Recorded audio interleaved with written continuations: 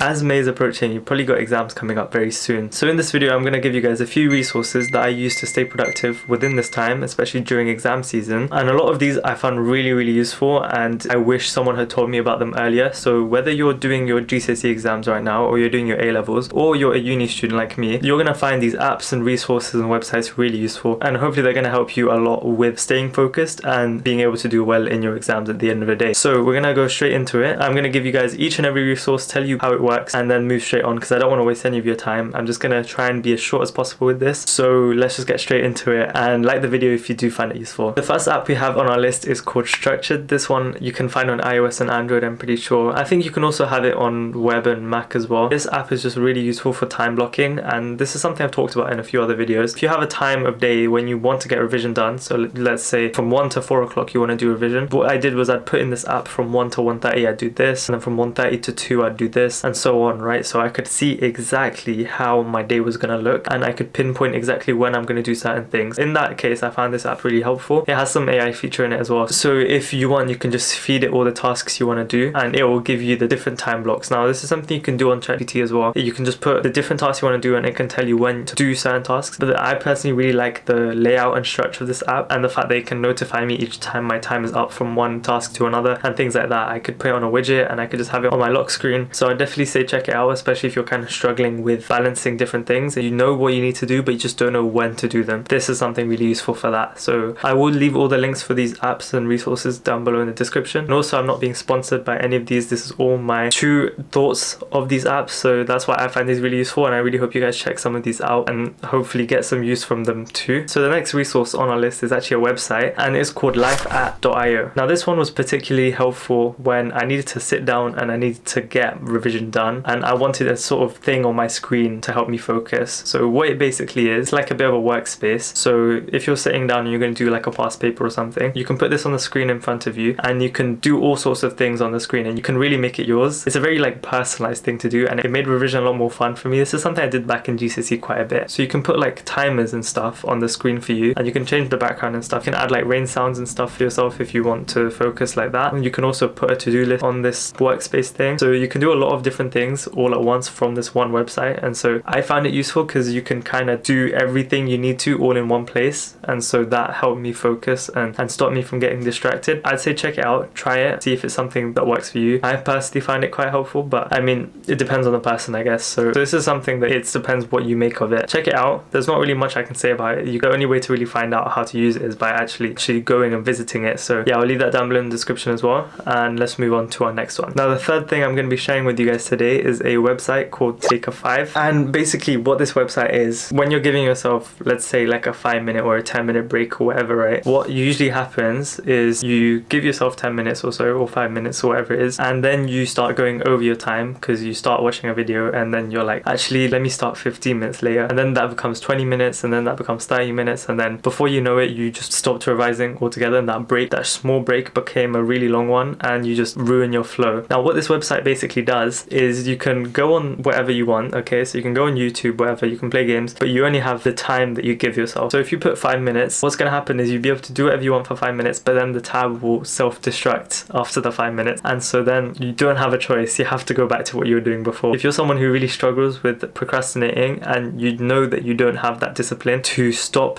when you need to stop and to go back to revision, this might be helpful for you in making sure to actually get off when you're meant to get off and go back to what you're meant to do in the first place. So it still means that you can have those breaks, but it also means that you can keep those breaks short and hopefully not disrupt that flow that you get when you start revising. So I'll leave that down below in the description too. Okay, so this is one that's quite obvious. It's the app called Forest. If you haven't heard about Forest, or I think there's an alternative called Laura as well, I'm pretty sure, but both of those are basically like the same thing pretty much, and it's to just say I'm going to revise for X amount of time, and so it keeps you off your phone, right? You need something like this. You need to make sure that when you give yourself, let's say like 40 minutes to do work, you sit down and you do the work for 40 minutes and you don't get distracted, okay? So I know a lot of people say to put your phone in another room or give it to your parents or something, but like realistically, who's going to do that? That's not going to happen, okay? You're probably going to have your phone close to you. So what you want to make sure is that you can give yourself like a timer or something. And what's useful about Forest is that if you give yourself like a 40-minute timer, if you do pick up your phone, you kill the tree. It's just not a nice feeling, and you lose out on all the coins that you get. So in that sense, it gives yourself a sense of like, oh, I need to keep going until at least the timer finishes. If you were checking your phone and going back up, checking your phone, whatever, that would be really unproductive. If you actually put your phone away and start revising properly and have like deep focus, that 40 minutes you could probably do more work than you might have done in like a 3-hour session with your phone right next to you. What you can also do is you can add friends. So I added friends and I could see how much revision they were doing each day. And obviously when you see other people revising, you're going to want to revise as well. And so there's going to be a sense of competition, trying to see if you can revise more than your friends. Obviously the most important thing is how much revision you do yourself. It's not about how much you do compared to others, but this might be a good motivation to making sure that you actually do get a revision done and you actually get a good amount, especially now that exams are coming up. This is definitely one of the most used apps that I had back in the day. I'm still using it now for my summative exams for my uni, so it's a really useful one, and it's one that I really recommend. But there's all sorts of different ways you can have this app. I know Forest isn't the only one, there's loads of different alternatives, so as long as you have something that can keep you off your phone, that's something that you have to have, right? You need that, especially if you struggle with procrastination. There's no point just not doing anything about it. You have to have something in place, otherwise you're gonna keep on falling down the same track. This is my one. This is very dear to my heart, and it's something that I've used day in, day out, daily. Okay, so we all know about Anki. You've definitely heard about Anki,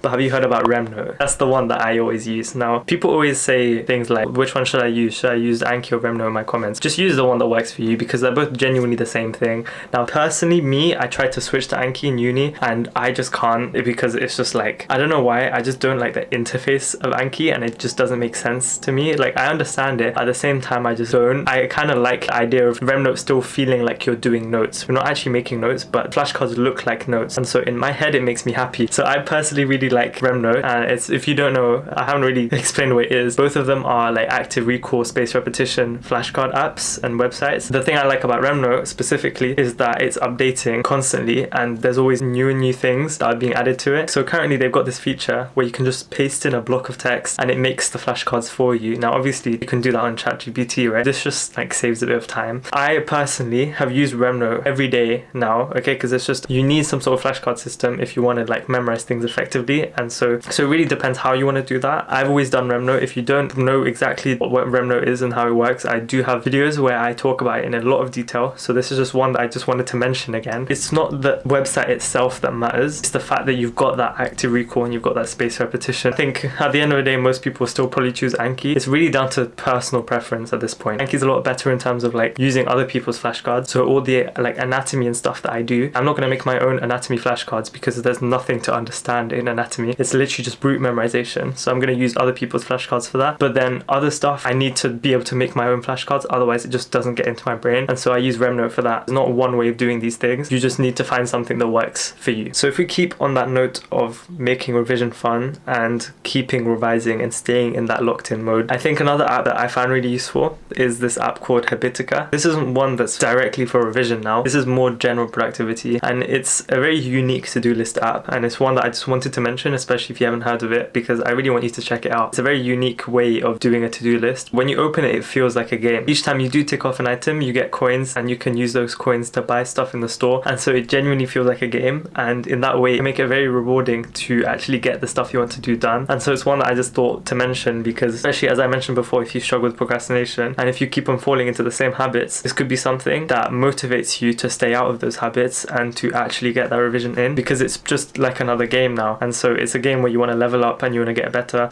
You want to level up, you want to get better, get all the way to S rank, get beyond that, you know what I mean. I personally used it quite a bit, especially in like my GCSE days. I'll leave it down below in the description. That's all the resources that I wanted to share with you today. I hope you go away and you look at some of these, and if you have any questions, leave them down below in the comments. I'll try my best to answer them for you, or there might be someone else that can do the same thing. So yeah, thank you guys so much for watching, I really appreciate it. Hopefully we'll get lots of regular uploads in this exam season coming up, and yeah, bye for now, good luck with everything, and check out some of the resources down below.